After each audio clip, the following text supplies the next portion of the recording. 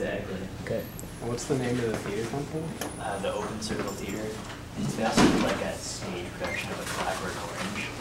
Right, so turn in the homework that you graded here and the midterm that you took here. And my hope is that I'll be able to return the midterms on Wednesday. Highly likely. Grading is going to be easy, because we know about 10%.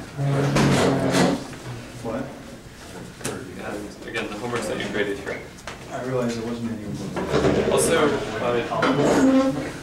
there's a SAGE seminar today, which actually won't have too much to do with SAGE in it, but it's called Grosvenor Basics. And it'll be by Josh Cantor at 4 p.m. And it's going to be in Thompson hall 215. So Thompson's not the communications building, but it's directly next door. I'm going downhill towards the hub. So again, the key thing is it's at 4. Usually the seminar is at 5, so it's at 4. So that's announcement 1. Announcement 2 is that I'm going to be gone, so I will be in Bristol on Friday, and also the following Monday and Wednesday. So during those 3 days, the schedule says we'll do Dirichlet's unit term, and so instead Trevor Arnold will approve Dirichlet's unit term. There's no class on Monday. What? I believe there's no class on Monday. That's convenient. Is that true? Yeah, we don't trust Monday. Yeah. Why? Why not? Because it's like a holiday. Veterans Day. To honor those President's Day. I have my suspicions. I was pretty careful with the calendar, making sure I didn't miss anything, but I thought that Monday. Doesn't make any difference to me.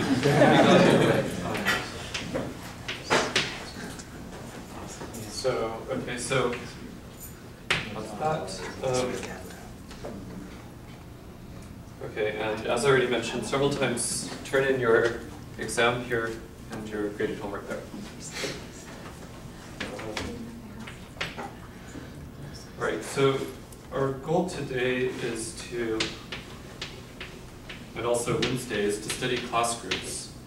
And the one thing we absolutely have to do by the end of Wednesday, I'm sure we'll have no trouble doing this, is give a complete proof of finiteness of class groups of number fields. And in fact, what will happen is I will prove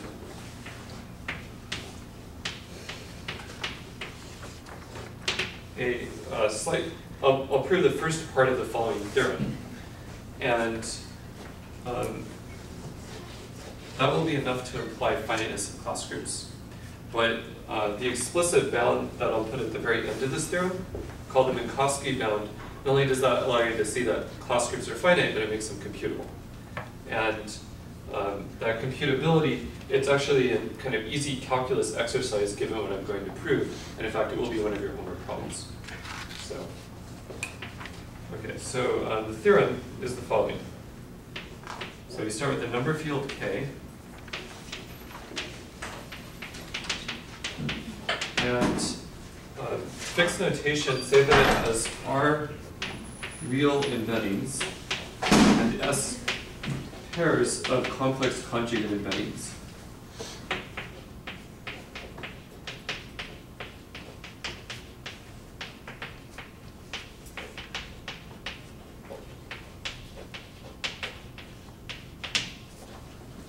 Then, so the fact now is there is a constant capital C sub R comma S. So it only depends on R and S. It doesn't depend on the actual number field. Only the number of real and complex conjugate embeddings, such that every integral ideal of OK is equivalent in the class group to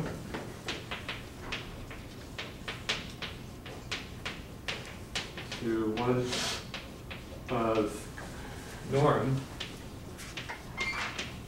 less than or equal to c sub r comma s times the square root of the absolute value of the discriminant of the particular field.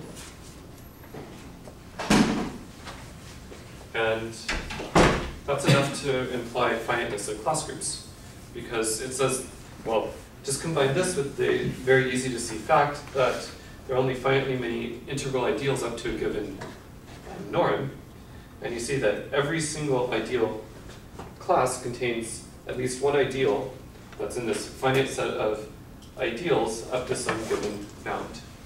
So this statement, if we can prove it, will prove that class groups of number fields are finite. Sorry, what was DK, the discriminant? Yes, DK is the notation I'll use for the rest of this week for the discriminant of the number field K. Thanks for pointing that out, since I haven't been using this notation yet. So that's the discriminant of K. And just to spell it out, the corollary is that the class group of OK, which is fractional ideals, which is a group divided by, or modulo the subgroup of principal fractional ideals,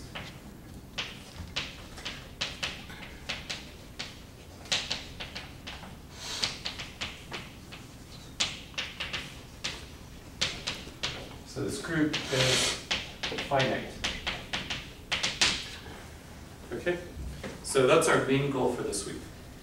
And along the way, the first thing I'll do is state a more precise version of this theorem, which we'll be able to use to compute, really by hand, a couple of class groups. Then I will prove this theorem, which will involve proving 4 lemmas, 2 of which are kind of geometry of numbers type things. And then I'll deduce this lemma, I'll deduce this theorem from those lemmas. And another thing I'll do along the way is just try to give you a general sense of how class groups actually fit into the broader picture of algebraic number 3, where they're really much more interesting than you might think, given what I've said so far. So that's really the goal. But again, really the primary goal is this corollary, this fact that class groups are finite. It's really probably the most important theorem in this course. Well, it is the most important theorem in this course. So first, as I promised, here's a more precise formulation of the theorem. So for example, you can take CRS equal to 4 over pi to the power of s times n factorial over n to the n. So it's an example valid choice of C sub r comma s. Notice it actually doesn't depend on r at all.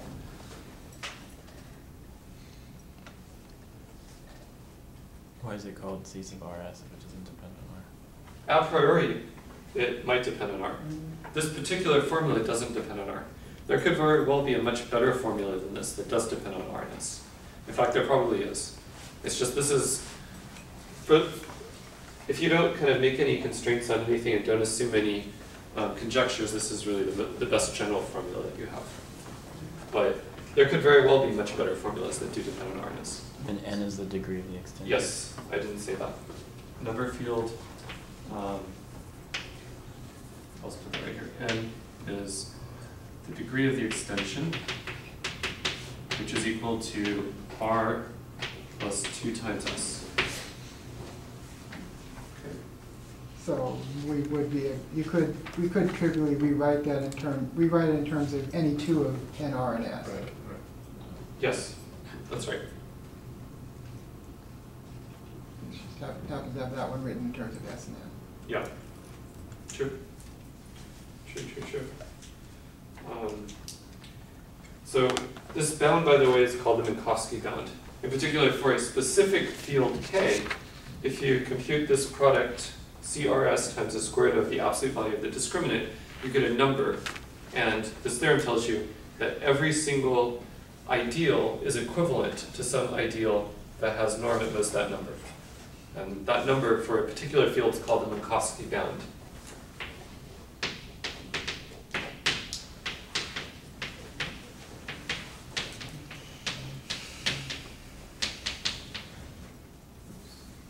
The Minkowski bound K is square root of the absolute value of the discriminant of the field K times this particular expression, 4 over pi to the s n factorial over n to the n, where s, of course, is the number of pairs of complex conjugate embeddings. For example, let's compute the Minkowski bound in a couple of cases. So this one's kind of neat. Take K to be Q adjoin I, the Gaussian rationals, and let's just compute this bound. So first, well, let's write it down. So it's the square root of the discriminant, whatever that is, times 4 over pi to the s, whatever that is, over n times n factorial over n to the n. Let's work these out. So this discriminant has absolute value 4, so this is 2. And it's 4 over pi, what's s? 1.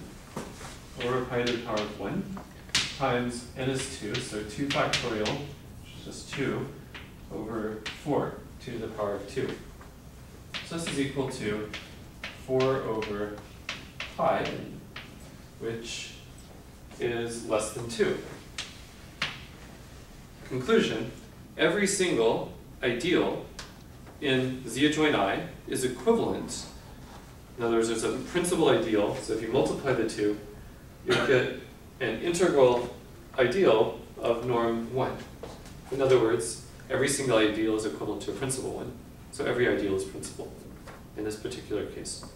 So once we have this theorem, just a little calculation immediately allows you to conclude that Z adjoin I is a PID. So this happens to imply that Z adjoin I has class group that is trivial. Unit group has order 1.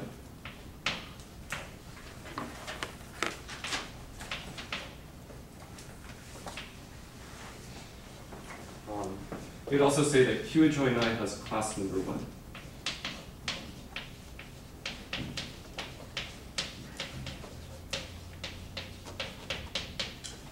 Class number is just the side of the class Yes. Yep. So the class number is by definition the cardinality of the class group. And it's typically denoted H sub k for some reason that I don't know. Do we ever really care about like what the class group is, or just Yes. that it's Sometimes it matters. okay? Just Sometimes it doesn't. But actually, yes, we care deeply. We could care deeply about what the class group is. For example, one of the most important theorems in algebraic number theory from the 1980s was Ken Ribbitt's proof of something called the conversely Hilbert theorem. And it was really a theorem about the structure of the class group. There's a way to decompose the class group as a direct sum of factors corresponding to different characters. And it was a structure. It was a theorem about the like multiplicities of those factors. So it was a very precise theorem that went into much more detail than it was. I mean, there was more to it than just the structure. It was even more. So as sometimes there are other groups that act on this, and then you care a lot about what that action is. So yes, the answer is very much you can care about more than just the order. Depends what you're doing. I mean, if you're doing something that, I mean, the thing is, so class groups, they first appeared when I think Kummer thought he proved Fermat's theorem, and he was wrong. So, I mean, if you assume that in cyclotomic fields the class number is always 1, or more generally always coprime to P, where it's the P cyclotomic field, then you can prove Fermat's theorem. But unfortunately, that's just not true. It could very well be the case that the class number is not divisible by, or is divisible by P. That does happen. So, yeah. He just needed to get unique factorization domains, right? Was that So Yeah, but that's, I mean, that's hard to get. So you get through the ideas. Yeah, yeah. If you had, so unique factorization fails for a lot of these cyclotomic fields. And it fails in an irreparable way when P doesn't divide the class number.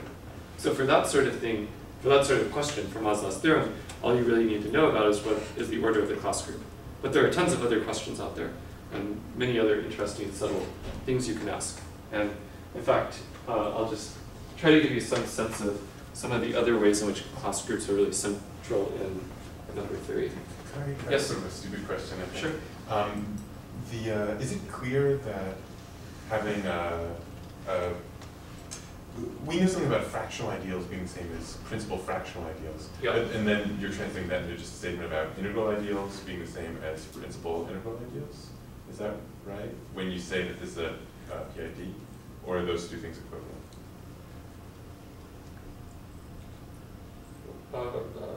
Wait, I didn't quite catch the question actually. Well, in this case, norm equals 1 means you actually get the ring itself back. Yeah, the only ideal of norm 1 is the unit ideal. I don't know if that's relevant to your question.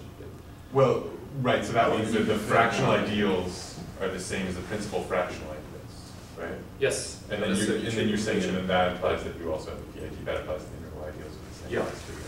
Yeah.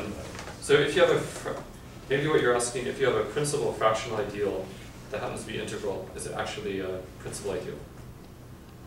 Is that what you're asking? I'm sort of wondering if the statements fractional ideals are the same as principal fractional ideals is equivalent to the statement integral ideals are equal to principal. Yeah. So if every fractional ideal is a principal fractional ideal, then I claim that every ideal is principal, because every ideal is in particular a fractional ideal, hence it's generated by something, and so it's generated by some alpha in k. So any ideal I, if it's of the form, view it as a fractional ideal. Now we're assuming that every single one of those is a principal fractional ideal. So this is alpha times OK, where alpha is in k. But given that this is containing OK and that 1 is in OK, you get that alpha is actually in OK. So that makes this actually principal as an ideal. Does that answer your question? Totally. Yeah. It's good to think those things through. Okay, so now I'm going to attempt to convey to you a sense of how class groups sort of are very, very central in number theory.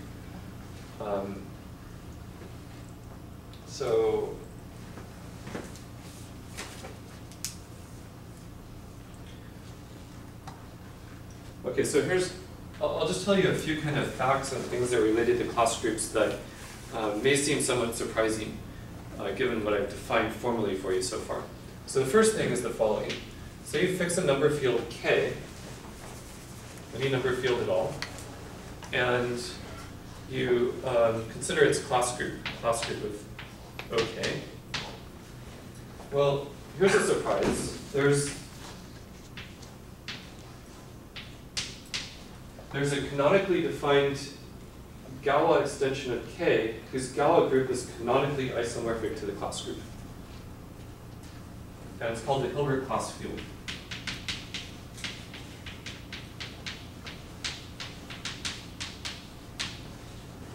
So the Galois group here, this class group is canonically isomorphic to the Galois group of H over K. And the canonical definition of this H is it's just the maximal unramified abelian extension of K. It's the biggest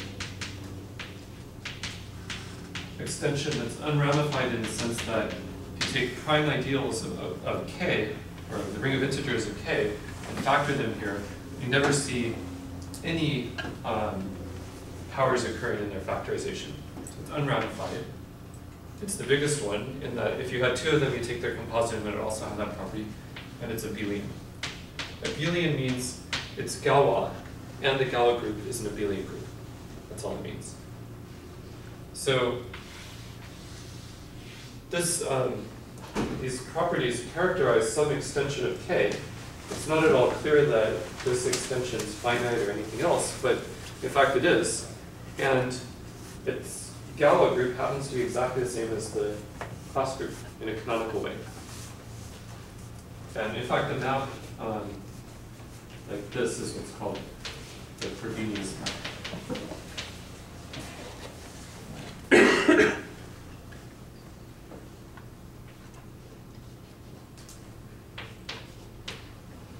So this is a very natural map that we'll encounter later. So there's one surprise. Moreover, and this is what class field theory is about, if you replace the class group by another group called the Ray class group, which is defined in almost the same way as the class group, you just relax the definition in a very natural way. So instead of considering, well, with the class group we consider all fractional ideals, modulo all principal fractional ideals. If instead you take fractional ideals that are co-primed to some fixed finite set of primes, modulo principal fractional ideals with the same property, you end up getting a bigger group called a Ray class group. The definition is almost the same. It's just there's an additional thing there, a fixed choice of a finite list of primes. Then what you end up getting is just like this, except you allow ramification of those primes. And loosely speaking, you end up with exactly the same sort of statement, but as I just said, you get some other field called the Ray class field corresponding to that finite list of primes. Call it L. Here is a, again, canonically defined field. It's maximal, has some ramification condition, and it's abelian. And you say in that case, and how do you build that class, the Ray class group in that case? You don't mod out by those? It's almost exactly the same, but you, instead of taking all fractional ideals, you take all all fractional ideals that are co-primed to a given finite list of primes. Yeah, so it's kind of like taking the divisor class group on an affine subcurve of some projective curve. So this is kind of like the whole curve, but then to get the Ray class group, you're throwing away some finite set of points, you end up getting a bigger, more interesting class group. So in fact, you can completely understand all the abelian extensions, all the finite abelian extensions of any number field at all, in terms of the class group and also these more generalized Ray class groups.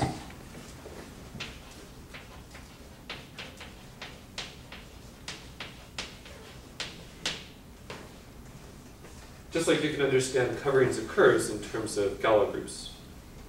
It's kind of similar, but it's pretty deep. That's what, I mean, class field theory, it's about really, you have a subgroup of this generalized class group and you have to show that there really is a corresponding field. There's an existence theorem to prove and so on. You set up natural maps and all that sort of thing. And now to put this in the context of something called the Langlands program, which is about classifying representations. Look at what we're doing over here with looking at abelian extensions in a number field. So I think I mentioned once before in this class that some people think of number theory as studying the Galois group of some number field. If you fix a number field, for example, the rationals, and then you want to study that group, then you're doing number theory. And the way to study a group is to study its representations. So what are the simplest representations that you can possibly hope to study and get some useful information out of? The one-dimensional representations. So those are homomorphisms from gal k bar over k into, say, GL1 of C with the discrete topology. And if you have such a thing, what do you have? So if you have a homomorphism like this, well, its image is a finite abelian group, and I won't go into it, but there's the topology that you take on this forces this representation to factor through the Galois group of a finite extension of K, some finite Galois extension, whose Galois group will be cyclic abelian, because it's a subgroup of, a finite subgroup of the multiplicative group of complex numbers. So this is cyclic abelian.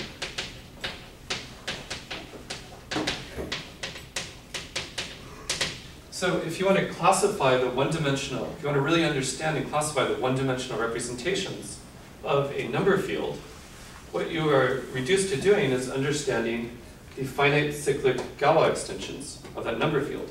That's exactly what I just mentioned that class field theory does for you. In the case of, if you want no ramification at all, then you can figure out exactly what the possibilities are for representations that are one-dimensional and unramified once you compute the class group of your field, which is pretty amazing. So you see something about the possible unramified abelian extensions of Z adjoint I. So assuming what I said over there, are there any unramified abelian extensions of Z adjoint I, or Q adjoint I, sorry? No, there aren't any. Because we computed its class group as class number 1, that means this group is trivial. So the Galois group of any unramified abelian extension is a subgroup of the trivial group. So you don't have any. Which is kind of cool. Every time you ever compute a class group of a field, which you'll do a whole bunch in the next few days, you are understanding some structure about the possible extensions of that field. So this is really what class field theory is about. It's about studying these one-dimensional representations.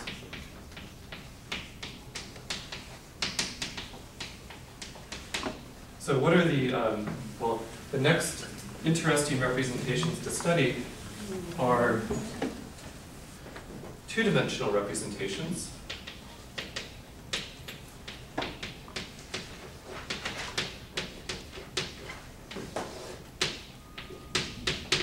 And the situation there is the following. So you have k bar over k, and then rho, and then you can go to GL to C. This should have the discrete topology. So here you have finite image. These are called Artin representations, and there is quite a bit that's understood about them, but a lot that isn't. People also frequently consider representations to GL to FQ, where FQ is a finite field. And they also consider chaotic representations and so on. But I'll just focus on this sort of situation.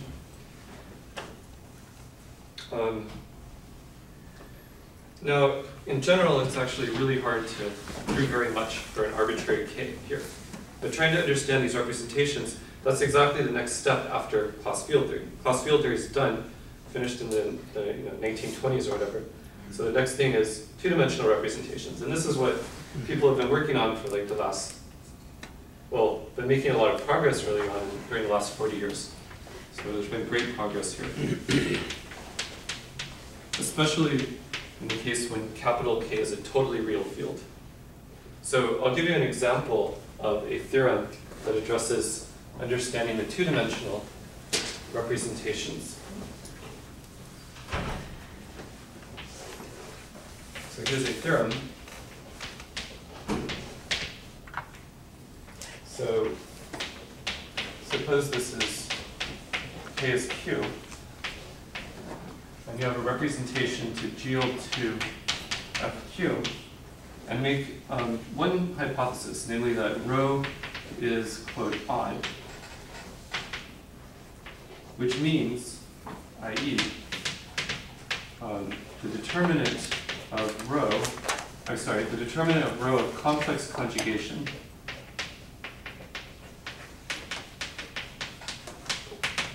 is equal to -1. So make that hypothesis. So it's a two-dimensional representation like that. And let's assume it's irreducible. If it's reducible, you can stick the thing in, you can do it via this. So for reducible, there's just nothing interesting going on. It's just a direct sum of two abelian. This semi-simplification is. So assume it's irreducible.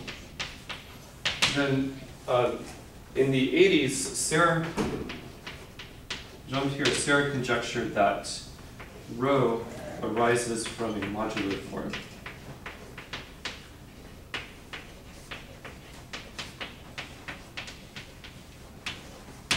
In other words, this representation, there's a construction that involves modular forms, modular curves, that sort of thing, of representations of the Galois group of Q bar over Q. And he said, if you have any rho like this at all, then it will arise from a modular form. And this is now a theorem. Theorem, yep, it does.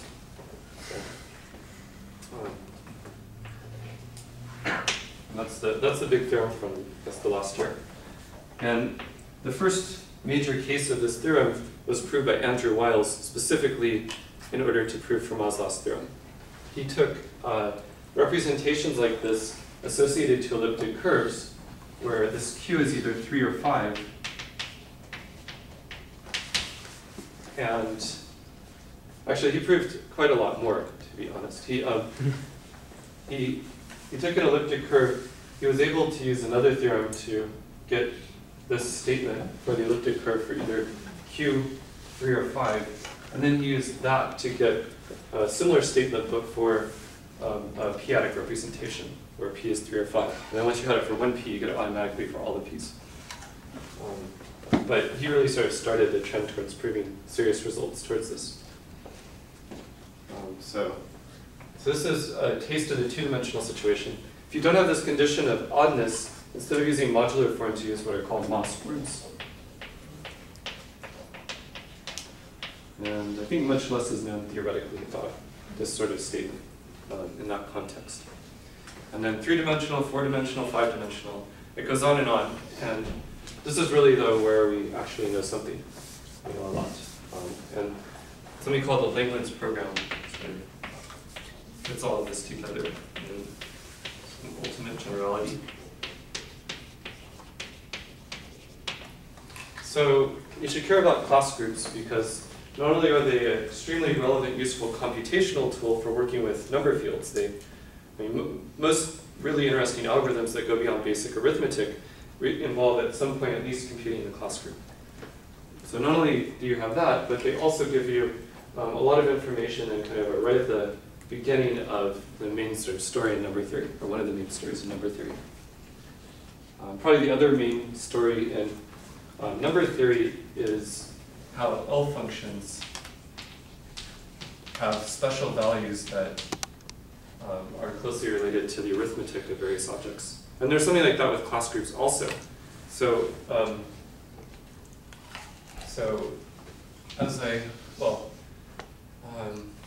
there's an object very similar to the Riemann zeta function associated to a number field. And if you look at that object and evaluate it at a certain point, then you get some seemingly transcendental number. But it's a theorem that if you multiply various invariants of the number field together, one of which is the order of the class group, then you'll get that special value. So said very vaguely, special values of, or a special value of the zeta function, I don't want to say L functions, that just sort of generalizes what I'm saying. So special values of zeta functions, special value of the zeta function equals the class number times some other easy stuff. And this statement right here kind of falls into the other big part of number theory, which the Birch and Swearingen-Dyer conjecture is a good representative of. So the Birch and Swearingen-Dyer conjecture is really just a natural generalization of this sort of statement. It says that a zeta function associated to an elliptic curve is equal to the order of something called the Schaff-Radich-Tate group of the elliptic curve, which is exactly the analog of the class group of a number field. In fact, you can define both of them in a way that looks almost the same, times some easy things, or relatively easy. For elliptic curves, they're not really that easy. And there are generalizations of Birch and Swearingen-Dyer called the Bloch and Kato conjectures, which kind of generalize this as much as possible. So just like over here, we have the Langlands program that generalizes this stuff that we know a lot about right now in sort of concrete terms. Here you have the Birch and Swearingen-Dyer conjecture, which is somehow a degree 2 generalization of this. And then there's a much broader generalization called the Bloch-Kato conjecture. So here.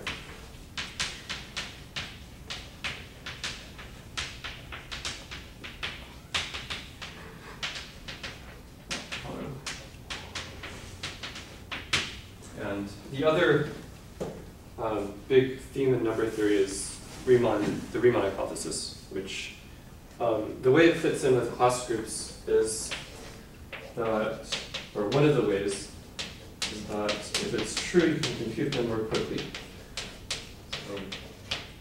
So Riemann hypothesis has implications about complexity of computing the class group.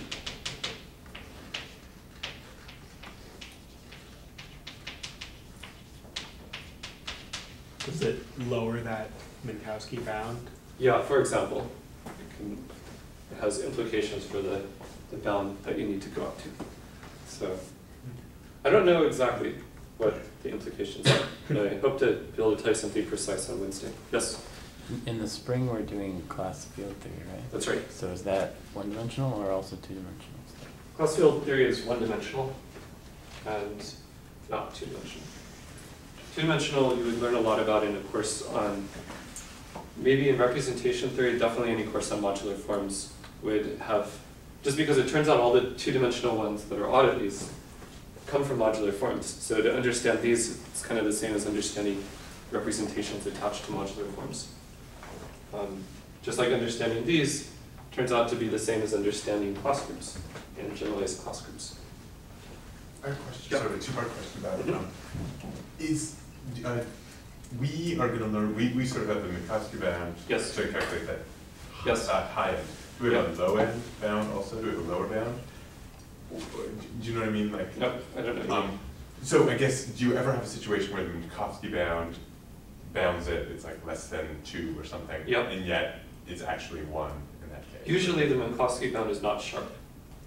Okay. So the second example I wanted to tell you about is q joint square root of 10, where the Minkowski bound is, I think, 3, and in fact, all you need to do is look at ideals up to 2. But I mean, in general, the Minkowski bound I think will be way worse than what you might actually need. Can you ever give, though, a lower bound, say something? You mean a better bound than the Minkowski bound? No, I mean a lower bound for what the class, the order. The Oh, it has class to be at number least is. something? Yeah, I I mean, obviously. Not- I want to know as it's not simple. 1 at least. Not as simple as that. I mean, because if you wanted something that only depended on R and S, well, no. I mean, that would be really, really hard. What would it be a function of? This lower bound that you... If it's a function of the field, yeah, because you just say it's, Yeah. the lower bound is the order of the class group. You can get a lot of information that... You can get some information from this sort of formula by solving for everything that's easy to sufficient precision. So that could give you some information. But I guess you have to Compute get your everything. hands dirty, basically. Yeah. But not Yeah. with just like the discriminant and RAS and Um, similar things like yeah. that. They're easy to compute. Yeah, so actually one thing that comes to mind, this guy, Mark Watkins, who I've actually done a lot of work with, written papers with, he did a PhD thesis, and he looked at the Gauss class number problem.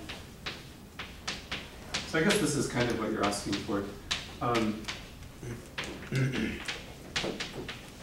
So the natural generalization of it is give some sort of bounds that allow you to compute all quadratic imaginary fields of class number 1.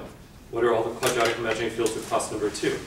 Class number 3, class number 4, and so on. How far do you have to go until every single quadratic imaginary field has class number at least 20, that sort of thing.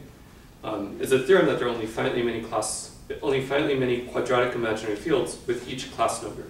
They just keep getting bigger and bigger eventually.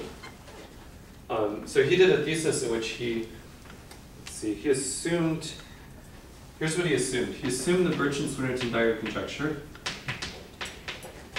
So assume the BSD conjecture. And under the hypothesis of the BSD conjecture, he came up with better lower bounds than anyone had come up with before by doing lots and lots of calculations with specific elliptic curves of rank 5, with one particular elliptic curve that is conductor about 19 million and rank 5. What he needed to assume really was that the analytic rank of that curve is 5, that is the order of vanishing of its L function at 1 is equal to 5. Under that hypothesis, he was able to come up with lower bounds that allowed him to make a table of, say, all quadratic imaginary fields with class number 3, class number 4, and so on.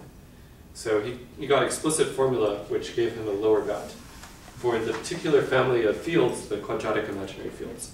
It comes from some really deep work of various people, and knowing that you have a particular curve with analytic rank 5, which you don't actually know, it's very hard to, well, nobody knows how to verify that the analytic rank is really 5 for that particular curve. We can easily check the algebraic rank is 5, and then BSD says the analytic rank should be 5. So yes, there are situations like you're asking, but they are pretty complicated, but very, very interesting. And again, in contrast, if you look at real quadratic fields, what do you expect to happen there? Well, I showed you some examples last time, and very often the class number appears to be 1. I don't think, well, there are no theorems like that, but there's something called the Cohen-Lenstra heuristics, which tell you how often the class number should be 1. So they agree very well with what you find when you look at data.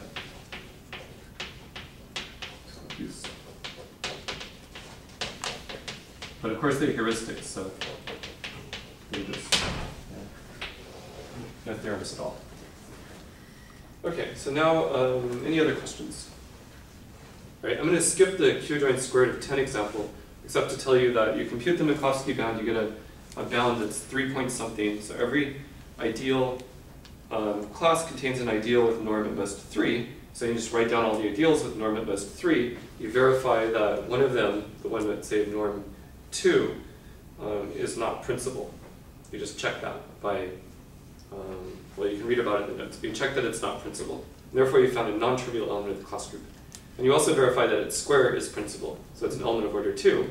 So it's a group has order at most 3, the group has order 2. So you compute that q joint square root of 10 has class group of order 2. Hence there exists out there some quadratic extension of that field that's unramified, abelian, and so on. I don't know what it is, but it's there. Okay, so now what I'm going to do in the last 10 minutes is prove about at least 1 or 2 of the 4 lemmas that we'll need next time when we prove finiteness in the classroom. Okay? So we'll prove something called Litchfield's lemma from geometry of numbers, which will just be very, very useful for proving finiteness of class group, and also for Dirichlet's unit theorem.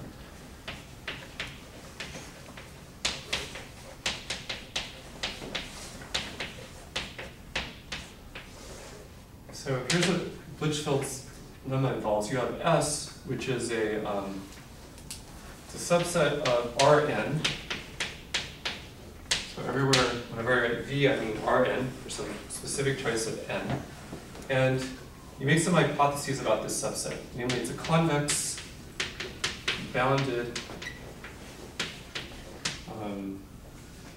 set that is symmetric about the origin. I'll say precisely what I mean by each of these things. What else? Bounded. Oh, closed. And closed. So let's see. You already know what closed means. Convex means if you have 2 points in there, the entire line segment goes to those 2 points in there. Bounded, you know what that means. Symmetric means the following. If P is in S, then minus P is in S. That's what I mean by symmetric. So it's really symmetric about the origin. So that's all it means.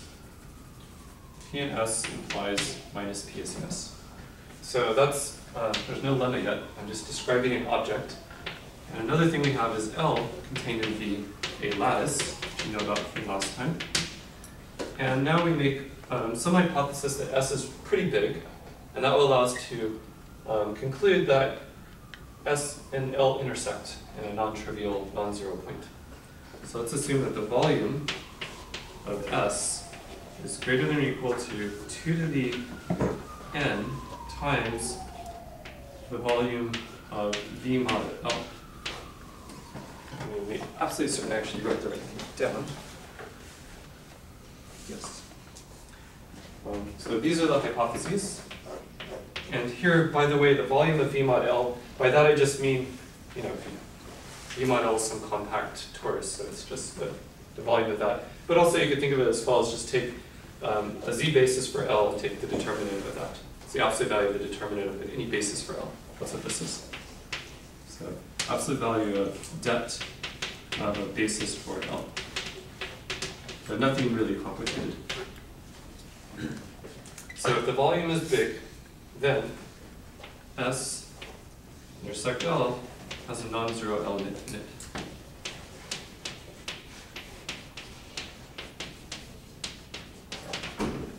And given that we have 5 minutes, I can completely prove this. Probably not the other 3 lemmas. The other 3 are actually pretty easy. This is the only hard one. And this isn't that hard, but it takes more work. So here's what we do. It's kind of a very natural proof. Let's see. So, yeah. So we have a map from S to V mod L, right? Just, S is a subset of V, so you map it to the equivalence class mod L. Let's call that map pi. And in fact, what we're going to do is, well, we're going to restrict it to 1/2 S. So it's a little weird and clever, but this proof is, you can understand or read stuff with it. So probably useful to have a picture. So here's our, that's not symmetric.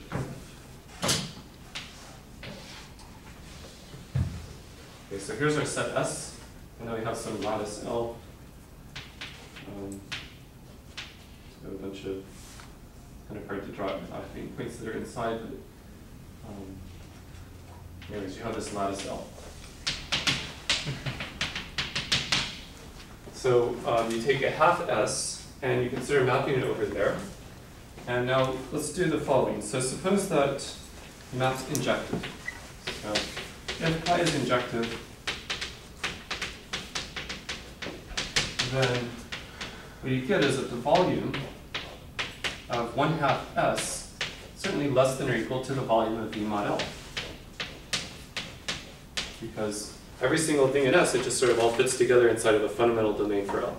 And this volume is the volume of a fundamental domain for L. So you have that, but you're in n-dimensional space, so this S, the volume of 1/2 of it is 1/2 to the n, is the volume of S.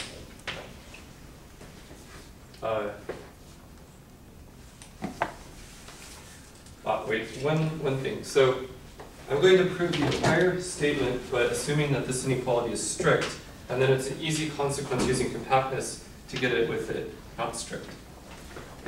So assume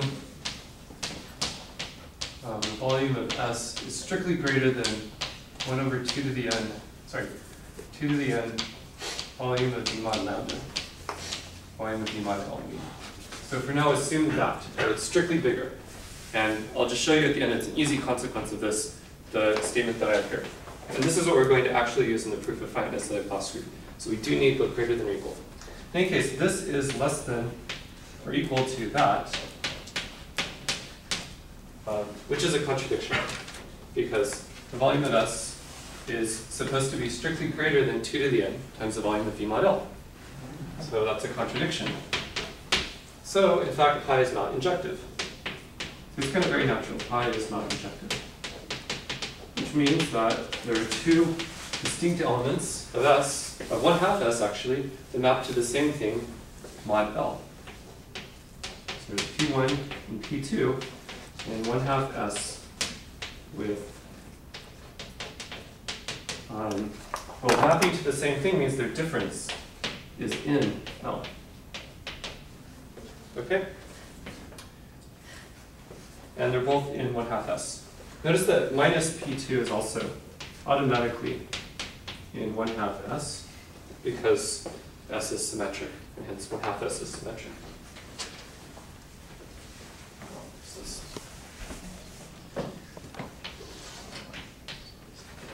So we've done kind of a natural thing. We've considered some map. If it were injective, we get a contradiction, therefore it's not injective. So we have a witness to it not being injective. So let's see what we can get from that. So we have these 2 points. We also have that minus P2 is in 1/2 S, which means that the sum, P1 plus P2,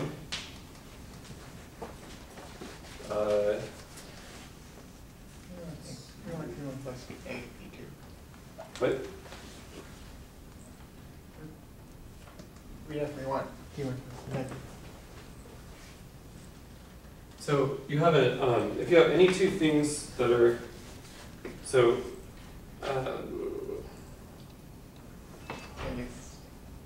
right, so P1 minus P2, let me just write what I want to say. So 1/2 P1 minus P2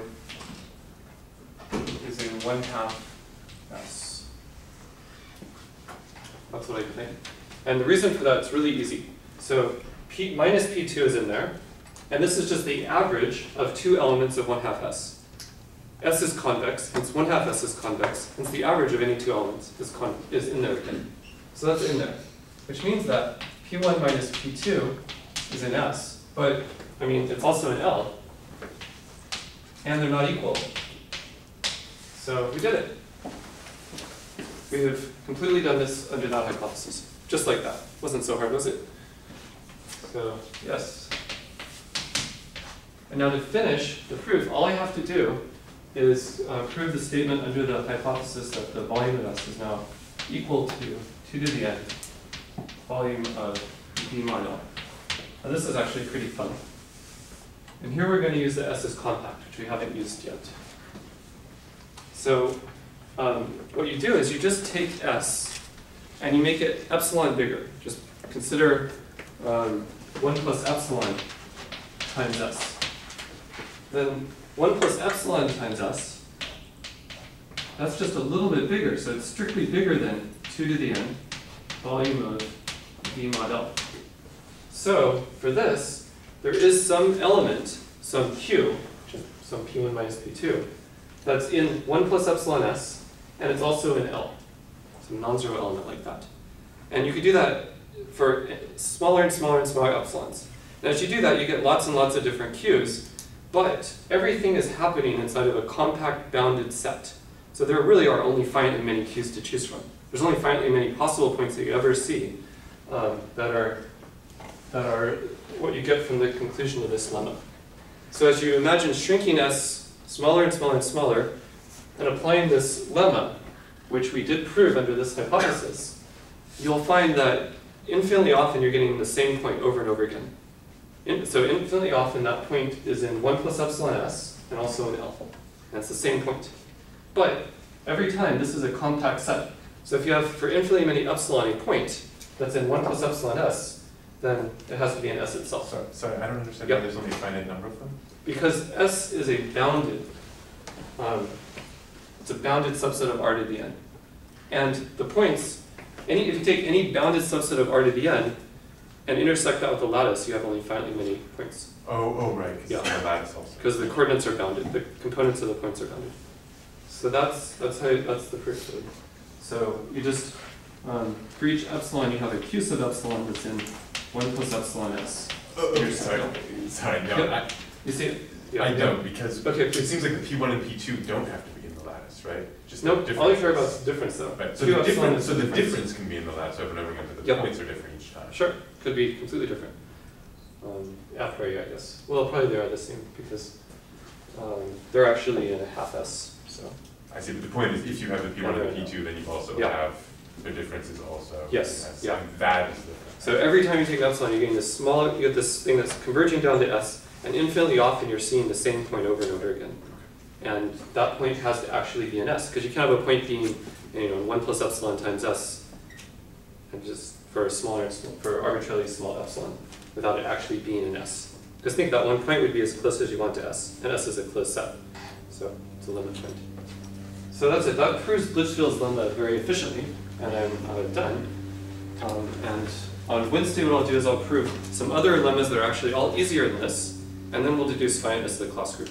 And that's our goal for Wednesday. Okay?